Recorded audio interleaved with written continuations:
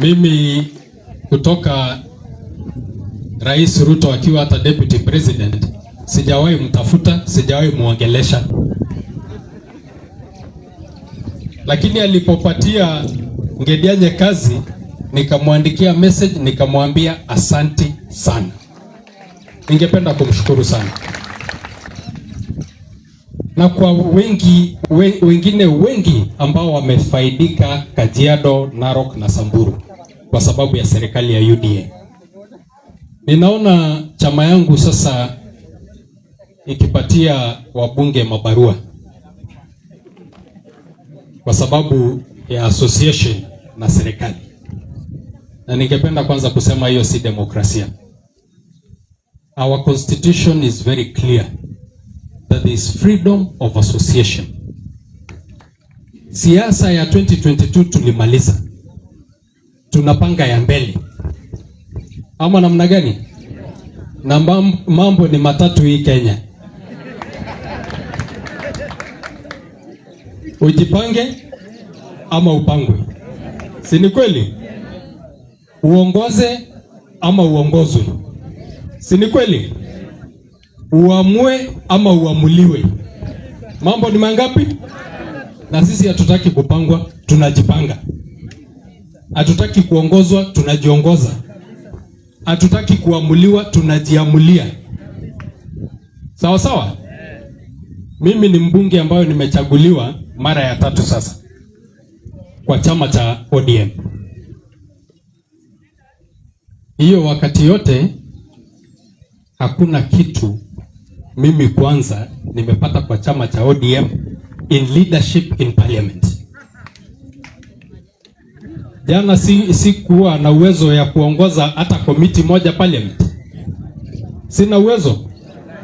So sahii tunaangalia ni watu gani wanataka urafiki wetu na ni watu gani wanataka tuandamane na wao. Na hii tunasema peupe mchana. Barua ikiandikwa lete. Ukitaka turudi kwa wananchi tunarudi. Hakuna kura ambayo imebebwa kwa kikapu. Kura iko kwa wananchi na tutaenda kutafuta kwa wananchi. I want that to be very clear. Mheshimiwa Ngedianye kara nano. Ladies and gentlemen, it is evident that leaders from ODM party are continuously going against what the ODM is stipulating, and we are now seeing that more leaders from ODM will continue to defect to UDA party. Today, Elisha Kanchori, this is an MP from Kajiado Central, and he openly announced his defection from ODM party to UDA. And he has lamented the act of ODM party leader and his disciplinary committee, the act of expelling the so-called leaders who were working too closely with President William Samoei Ruto. And according to how this MP is lamenting, he sees nothing bad with working with the government and being close with President William Samoei Ruto because it is their personal decision. Ladies and gentlemen, from the clip that we've just heard, it is clear that the condemning of that expulsion has touched many leaders, although some of them have not expressed themselves, but the likes of Elijah Kanchori are one of the people who have come out boldly telling Raila Odinga that he did a bad thing, and for him, he will continue going against it so that they can do whatever they wish. And if you have keenly listened to what he said that ODM is a party that has denied these people a lot of democracy in one way or another. We also see that that he sees this as some of the privileges are being denied to some specific leaders in ODM whereby some responsibilities or leadership roles are not given to them, especially himself. He is a member of parliament, but in parliament he has done nothing important for the party. Like, he has not even been considered in being given any leadership in the parliament, yet he has been in ODM for a very long time. He also says that he will focus in supporting Kenya Kwanza and President William Samoei Ruto, and ODM should do what they want to do. If it's giving him a letter to exceed ODM, he is ready for that, and he does not care. Ladies and gentlemen, when we talk about the democracy here, they are talking about the denial of their freedom of association, whereby they are seeing it as an illegal thing, because how comes these parties are advocating for democracy in Kenya, yet the same parties are the parties that are denying them their freedom of associating with other leaders from the other party. This is wrong, according to MP from Kajiado South. And according to him, he is intending to be in Kenya Kwanza and support President William Samoei Ruto only because this UDA party is emphasizing democracy, whereby it is accommodating everybody and nobody has been questioned in one way or another, and they are having more people who are willing to join there. We have also heard when he says that they will be doing things by themselves. For instance, this MP has said that the decision making in ODM, it is another thing with your personal decision making, because this is a party where your personal choice or personal thinking cannot affect the well-being of the party, as long as the party leader has decided what to do or what step to take. Decision making in ODM, according to MP Elisha Kanchori, we see it is being done by the party leader or under the influence of some specific leaders who feels like they have carried ODM and they are the bosses in ODM. And therefore, decision making for these people, it is not something that they do it willingly. It is the decision is being decided by the party leader Raila Odinga and other people who feel they are very, very strong in ODM. The same thing with choice. Choice in several matters in ODM, your own decision does not matter, because whether you like it or not and you are in ODM, you will find yourself going the way the party wants, going the way the party leader has decided. For this case, we see maybe some of the leaders who wanted to buy tickets maybe in ODM to have seats like gubernatorial seats, due to the decision of the party leader Raila Odinga giving that chance to another person, denying this person who is willing and qualified to vie in ODM for that seat. This is the final decision. And we see whenever the party leader has said somebody from a certain constituency is being given a ticket to stand, then you as a person, maybe you have been having that interest to vie for the same seat, but when the party leader denies you and makes you to shut up, that is over. You have no choice but to keep quiet. And for this MP, that one is a no-go zone, and from today going forward, they will decide for themselves, they will choose for themselves what to do, and they will lead themselves.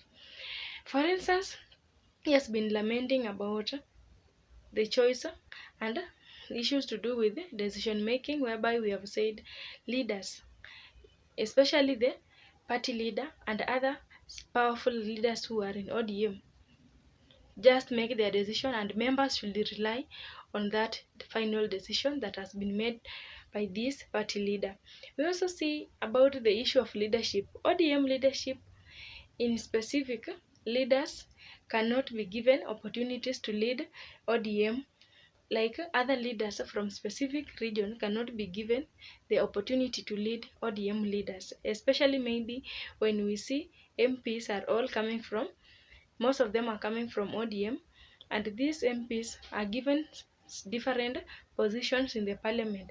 For example, the other day we saw the parties were given at least opportunities to choose their yellow MPs and other positions in the parliament. But for Elisha Kanchori, he is complaining so much because he says after dwelling in ODM for a very long time, for 3 terms he have been elected as an MP in his region under ODM ticket, but he has never had any opportunity in the parliament to be given a leadership role to lead other MPs or to have that thing to do with him embracing how he can lead his fellow ODM leaders. He has never been given opportunity for 3 times now, and he's complaining so much because whenever an opportunity comes, it is being grabbed and given to specific leaders from ODM party. And for him, he says from today going onward, he will be leading himself and he will continue associating with the people whom they value their relationship, their friendship, and the opportunities that are being brought close to these people. Ladies and gentlemen, according to how this leader is just talking openly, he is ready to do anything and is not caring at all. And it shows that from today, he has defected to join UDA. Whether Raila Odinga disciplines him, takes him to court or where, he is ready to face the consequences because he is waiting for the letter that has not been processed. And for him, he has just talked the truth from his own heart and is representing the people of Kajiado. According to how influence of ODM has been in specific regions, we see this influence is going to vanish as time goes by because these leaders are taking a different direction day in, day out. Today you hear in a certain counties a leader has changed mind to join UDA, another one like that, and this is going to be so serious because a leader goes out with a specific section of a region and some other leaders. And in Kajiado, this is not the first time. Remember in August, where the former leader of Kajiado, who was called Moses, he declared his open support for President William Samoei Ruto, and this made people to gain more interest with this president, and it has led to this factor of this MP from Kajiado Central also declaring his move with President William Samoei Ruto. But according to the reaction of UDA members and other leaders, this is something that it has happened in the best of their admiration because someone openly coming out just firing words to his own party leader fearlessly, and he is willing to defeat and join another political party is just on another level because that courage has emphasized this leader from UDA party called Honorable Kithure Kindiki, CS of Interior.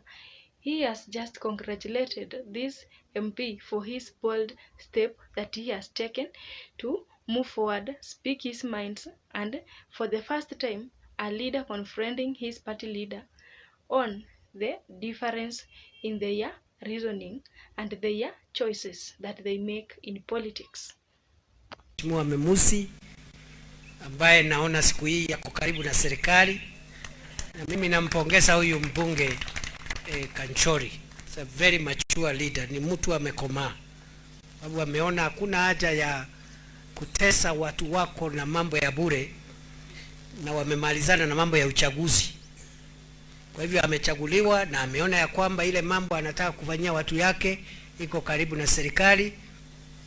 Sisi tunamheshimu, na ile mambo yote Mheshimiwa Mumesi unataka watu yako wafanyiwe, utafanyiwa, kwa sababu wewe ni mtu umekomaa, hauna ile fitina ya watu wengine. Ukichaguliwa na chama cha upinzani unaanza kuvuruga amani, unaanza kutatiza serikali, kukwamiza maendeleo, unaitisha maandamano, watu wanaharibu mali ya wengine. Hiyo ni siasa ya bure iliyopitwa na wakati. Watu wachaguane kwa vyama, lakini uchaguzi ukiisha kila kiongozi afanyie wananchi wake kazi. Na ile serikali imechaguliwa ndiyo serikali itasaidia wananchi ambao wamekuchagua ndio wapate ile vitu wanatafuta. Ndio umeona tumewakalia ngumu wale walikuwa wanataka kuvuruga Kenya kwa kuleta uchochezi na vita na maafa na uharibifu wa mali. Na mimi nataka niwahakikishie nikiwa hapa Elangata was, hakutatokea Kenya tena siasa potovu, siasa ya uchochezi na vita. Hiyo hatutakubali. Hakuna mtu hata mmoja ataruhusiwa kuvuruga amani ya nchi. Nimesema sisi hatufanyi maneno ya siasa. Mimi nikiwa waziri wa usalama, kazi yangu ni kulinda usalama wa taifa, na mtu yoyote atakaye hatarisha usalama wa Kenya, awe chama gani ama kabila gani. According to the speech of Kithure Kindiki, we see ODM will be losing more people to UDA, whereas UDA is very happy and openly welcoming these leaders from ODM. Although some of the people might think otherwise, that UDA is celebrating for the weakness that is happening in ODM, but truly speaking, UDA is in a mission to make sure that more leaders have been converted to join the government. And for this one leader who has openly confessed, this step has really embraced the government. And from what this CS just spoke, we see that they are happy to receive more leaders from ODM. And according to him, he terms this as a mature politics, whereby he is arguing in a different level, taking a different direction to join the UDA or the ruling party, just because he has made his own personal decision and is not relying on anybody's influence. And he terms this as a mature politics, whereby he will not engage in demonstration opposing the projects and development in the region, and they will work hand in hand with the government. This is just to encourage more leaders from ODM who are crooked and who have the intention of joining UDA to carry on with their procedure, so that whenever they are chased away, they can run to the government, or whenever they are being threatened about being expelled, then they are comfortable to march and be in the government. Ladies and gentlemen, what do you see, or what do you think with these issues of ODM and UDA that is emerging every day? The other time we saw the issue of Narok County, where we saw some part of leaders and some regions are fully in UDA, the ruling party, while some of the region are still in ODM and they are strongly held there. But with the time, we see they are growing weak because some of them speak differently when they are in absence of other leaders. For example, Narok governor, he is in UDA and he openly disagreed with Raila Odinga the other day, and he said that he is on a mission to turn Narok County to be uniform, that is to be UDA, and he will make sure by 2027 there is no ODM in Narok County. This is a direct war with ODM, whereby leaders are just aligning themselves and joining UDA. Then we see today it is Kajiado County, where this MP has just decided to defect openly, boldly from ODM. And what is being depicted here in future, we see ODM party might turn to be a village party. Why say so? We see the stronghold of ODM is all over Kenya, whereby several places are being dominated by ODM leadership. For example, when we see the coastal region, that is Mombasa, Kilifi, those are the regions that are a stronghold for ODM party. We see also areas like Nyanza, some parts of Western or Mlembe Nation. These are areas that are stronghold for ODM. We also come to see regions like Pokot, Turkana. These are areas that have been the stronghold of ODM, but with the time they are changing minds slowly by slowly. And according to how changes are being done day and night, we see ODM is losing more of its people, more of its popularity to UDA than the way they are gaining. For instance, even if we can compare in different regions, those leaders who are registering in ODM, or those people who are drawing themselves closer to ODM, are very few compared to those who are running away from ODM and going to Kenya Kwanza government. And this is just but 1 year of leadership of President William Samoei Ruto, and if you compare the number of leaders who have just defected from ODM, there are so many. Some of them have defected with the whole party and moved into UDA, while some of them have just been moving as individual without going with other members from their parties. And from this instance, we see that come 2027, this might turn ODM as a village party, whereby members and people who are supporting, like members who are affiliated with ODM, will only be stipulated in a specific region, maybe from Nyanza, because we see Nyanza region is completely ODM, there is no patches. These people are very uniform. But other regions like coastal region, we see even the western region, the other regions that have not mentioned, okay, the other regions like the northeastern, some of these areas have patches, ODM and UDA, and the speed of defection is very high because we see new people are just running away from ODM. And the issue of reducing ODM to a village party might come true to come 2027 if this ODM leadership will not be keen. Now that people are interested more with the freedom maybe that they feel they will be granted in UDA than the strictness that ODM is giving them, then they opt to go for UDA. And this might happen because ODM being seen as a very strong party since very many years ago under the leadership of Honorable Raila Odinga, it might for once fall, become weak, and become a very small party, just like other parties that are struggling to survive outside there. That one is the first thing that might come to pass. We also see, according to how these people are defecting so much, we see there is issue of ethnicity and alignment in this political defection. The other day we saw some of the communities that are being related with the, let's say some of the communities that are related with President William Samoei Ruto, for example, the communities like Kalenjins, or let us just categorize them as Nilotic speaking groups. These are the most of the communities that are vulnerable in the issue of running away from ODM and joining UDA. Why I say so? We see the ODM party has been very strong in Turkana, Pokot County. We also see in some parts of Uasin Gishu.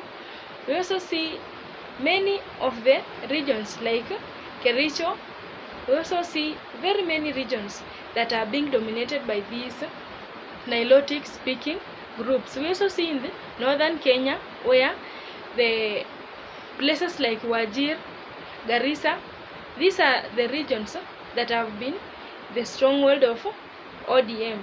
But according to ethnic alignment, or the arranging themselves with the community that are related with President William Samoei Ruto, then we see he is a Kalenjin and he is related to these other communities when we group these people into these groups of languages. And we see Pokot, Turkana, Kalenjins, these mention them, all these small groups, when you put them together, they fall under the same group when it comes to how they speak.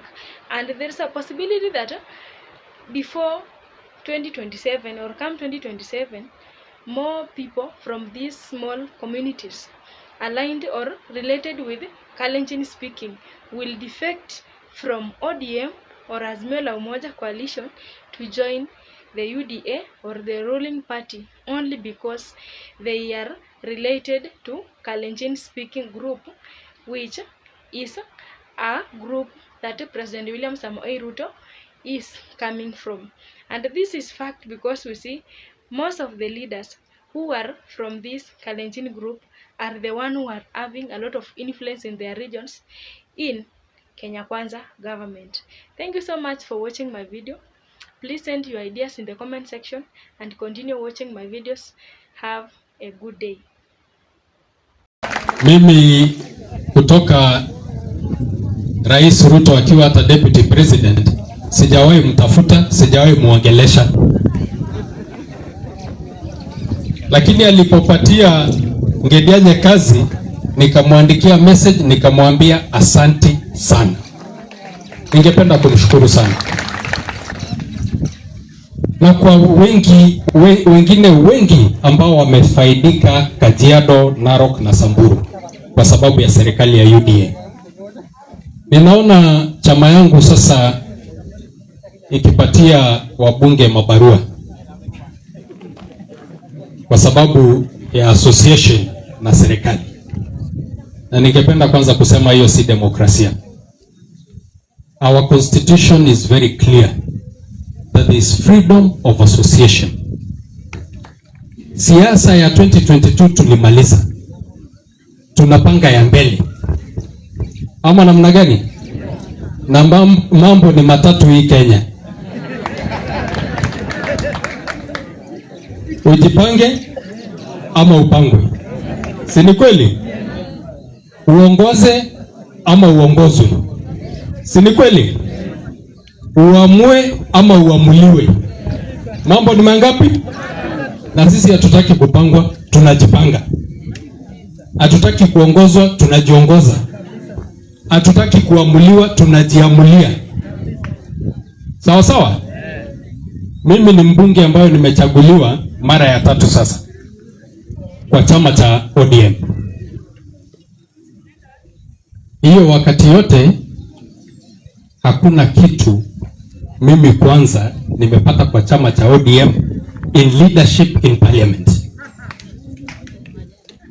Jana sikuwa na uwezo ya kuongoza hata komiti moja parliament. Sina uwezo. So sahii tunaangalia ni watu gani wanataka urafiki wetu na ni watu gani wanataka tuandamane na wao. Na hii tunasema peupe mchana. Barua ikiandikwa lete. Ukitaka turudi kwa wananchi tunarudi. Hakuna kura ambayo imebebwa kwa kikapu. Kura iko kwa wananchi na tutaenda kutafuta kwa wananchi. I want that to be very clear. Mheshimiwa Ngedianye kara nanu